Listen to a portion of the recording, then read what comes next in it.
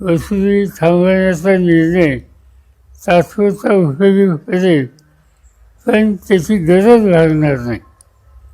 आणि मला असं वाटतं की याच्यामध्ये शेतकऱ्यांचं जे आर्थिक नुकसान झाले ते फायद्याच्या नंतर त्यातली काही रक्कम ही सरकारने द्यायला हवी होती आणि काही रकमेच्यासाठी व्याज माफ करून दीर्घ हप्ते हे दिले असते तर शेतकऱ्यांना त्याची अधिक मदत झाली असते.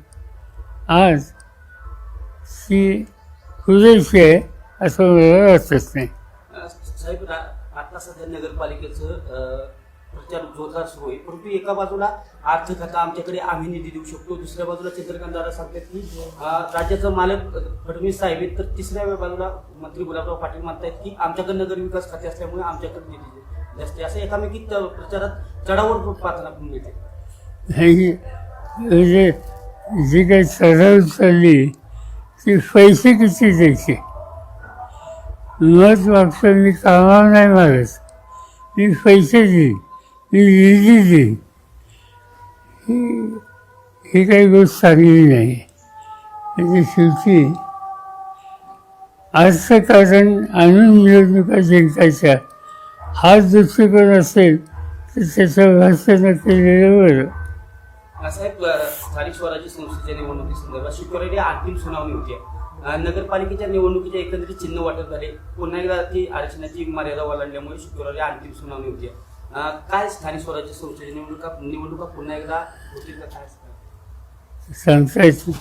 कारण सुप्रीम कोर्टाचा अप्रोच हा फार स्ट्रॉंग दिसतोय आणि त्यामुळे त्यांचा अंतिम निर्णय या 2-3 दिवसात काय होईल हे सांगता येत नाही. साहेब, राज्यातील एकंदरीत नगरपालिकेच्या निवडणुकीत वेगवेगळ्या ठिकाणी अनेक पक्षांच्या युती पाहायला मिळतात, आपल्या पक्षाच्या देखील अनेक ठिकाणी वेगवेगळ्या युती पाहायला मिळतात. का ही स्थानिक पातळीवर परिस्थिती? असं आहे की खरं सांगायचं जे ह्या स्थानिक निवडणुका असतात यापूर्वी सुद्धा देशाच्या वरिष्ठ नेत्यांनी या निवडणुकीमध्ये फारसं राजकारण आणू नये अशी भूमिका घेतलेली होती. आणि त्यामुळं या निवडणुकीला मला पहिल्यांदा असं दिसतं की ठिकठिकाणी गट झालेत, तो एका पक्षाचा आहे आणि तोच पक्ष दुसरीकडं दुसऱ्या पक्षावर जातोय. याचा अर्थ स्वच्छ की इथे एक पक्षाचा नाही आहे. पण ठीक आहे, पंचायत समितीची निवडणूक आहे, त्याच्यात लोकांना हवं तर योग्य निकाल मतदार घेतील, त्यापेक्षा अधिक जास्त लक्ष द्यायचं कारण नाही.